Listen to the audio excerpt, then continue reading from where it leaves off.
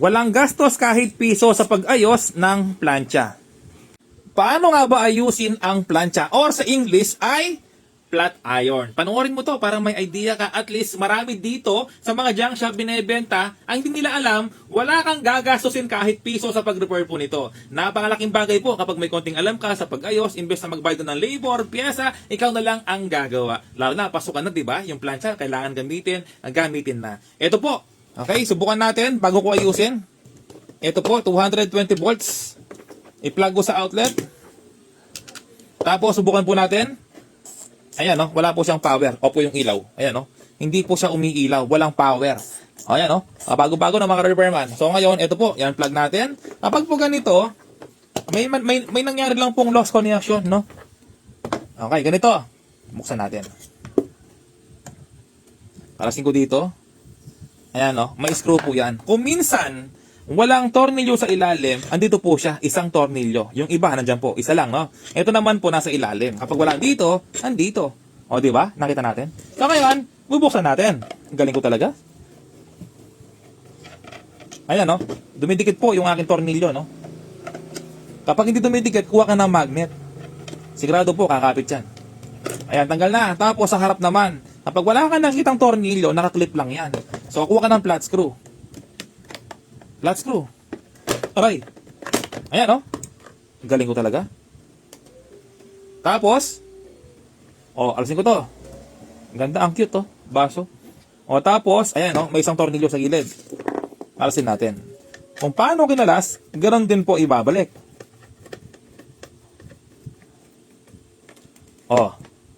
Diba? Meron yan, no? Spring. Huwag niyo mawala. Ayan. Kuha tayo ng magnet para di mawala.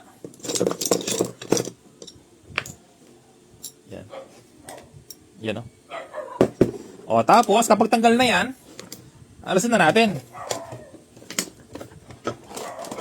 Di ba? Ganyan lang kadali, maka-repair man, no? Ang bilis. Ngayon, ang gagawin po natin, alasin natin to. Alasin ko yung ilaw, tapos yung tatlong tornilyo. No? Kung paano yung kinalas, ganon din ibabalik.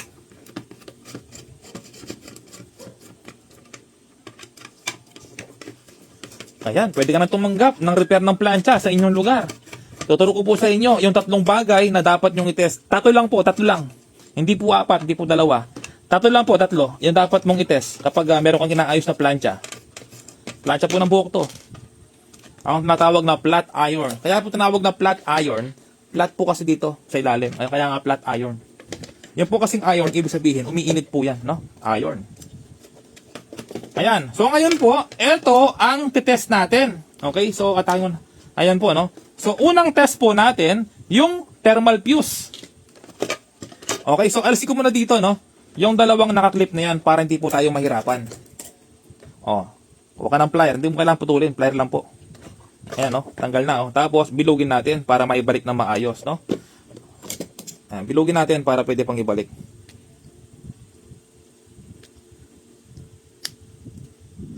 Ayan, bilog na siya. Tapos, yung isa, pag nilagay mo mamaya, okay lang kahit baliktaran, walang problema, no? Ayan, nahulog na. Ayan, ito po, nahugot. Nahugot to. Ayan, nahugot to. Ayan, kapag ganyan nahugot, ikat ko na. Ayan, no? Tapos, balatan ko ulit. Ayan, para mamaya hindi na mahirapan sa pag-test.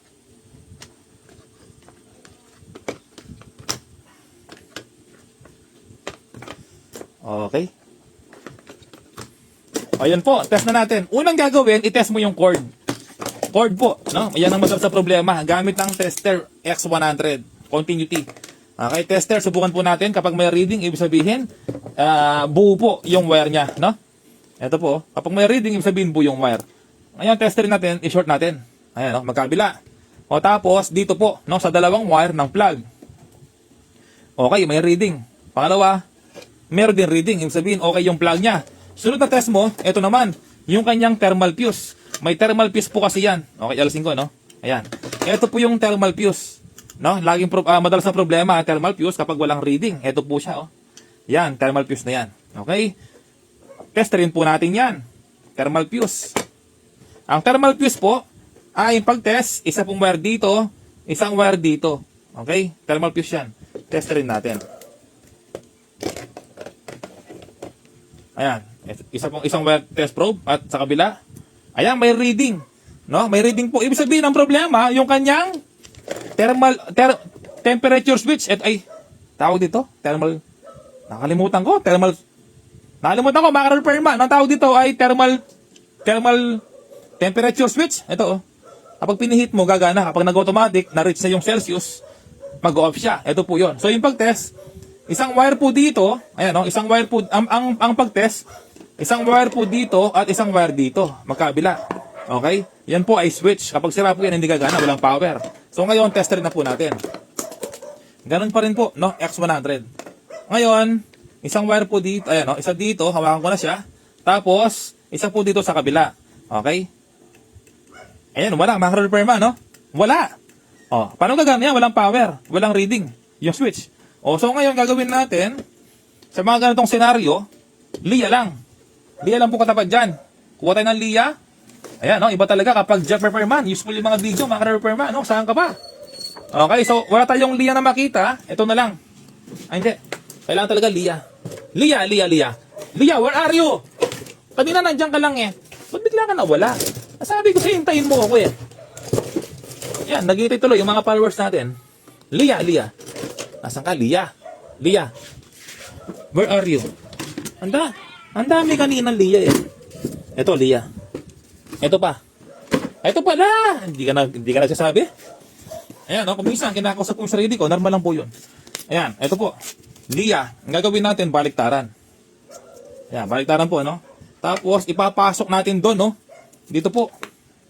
Diyan ko ipapasok yung liya. Tapos, ayan, pasok na. O, tapos liyahin natin. Ayan. Kumisan po, nagkakaroon ng kutil. Normal lang po yun. Nagkakaroon ng kutil. Lalo na sa mga rice cooker, no? May contact po yan. Kaya kapag may power yung rice cooker, hindi umiinit, ayaw mag-cook. Ayan po, contact switch. Ayan, no?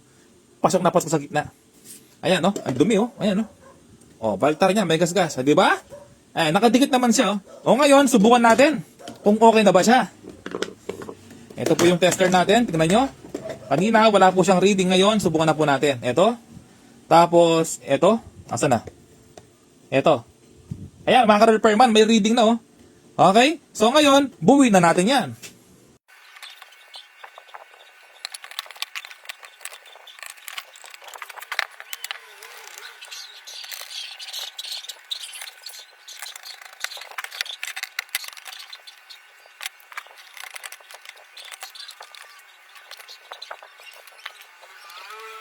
Sa paglagay nito, dito sa kanyang switch, para hindi kayo mahirapan, isero mo siya. Okay, zero, ayan, no? Meron po siyang guhit. Kailangan isakto mo dyan. Ihulma mo. Yung iba, nahirapan po dito, no? Ayan, no? Tapos, kailangan nakatapat po dyan. Kailangan sakto. O, ganyan lang. O, tapos, yung wire, kailangan pong ipasok na maayos para di maipit. O, tapos, habang sinisilip nyo, pasok na. Okay? So ngayon, ilalagay natin yung tornilyo. Yan, para may idea po kayo, no, kung paano ilalagay yung mga kinalas ko. Ito yung baso, tsaka yung mga spring. Iba po talaga kapag full demo tutorial, no? Yung kasing iba, nagpo-forward ng video natin, kaya hindi nila ganong maunawaan kung ano yung mga ginagawa ko po sa video. Kaya ang nangyari, nagtatanong po sila sa atin, ang problema, yung iba, hindi ko po nare-replyan dahil sa sobrang dami. Ngayon po, yung dalawang tornilyo, binalik ko na, ibabalik mo rin yung sticker na to. O, di ba? Ang daling ayusin, wala kang gastos kahit piso. O, tapos ito, yung pitchel, no? Lalagay mo rin. Pero bago yon, unahin mo to. Yung inalis mo kanina na may spring, na may tornilyo. O, di ba? Nilagay natin to. Ay, tinanggal natin. Ganun mo rin ibabalik yan. O, kapag ayaw dumikit, kuha ka ng magnet. Yung magnet mo dito, didikit yan.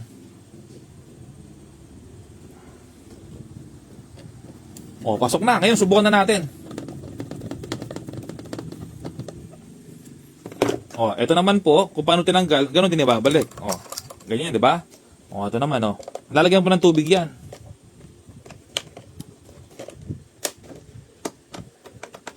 Okay. So, ngayon mga repairman, subukan na natin. I-off ko yung ilaw. Kanina, walang power po yan. Ngayon, ayan, oh. May power na siya, oh. Pagka power mo, ilaw na siya. Tapos, mag-automatic po yan kapag naris na po yung init. Ayan, oh. Nag-off na siya, di ba? Ngayon, pihitan ko ulit. Ayan, oh. Mag-on yan. Kapag na-reach na po yung init, ayan, kapag na-reach na po yung init, ayan, mag-off yan. Oh, init, oh. Ang init.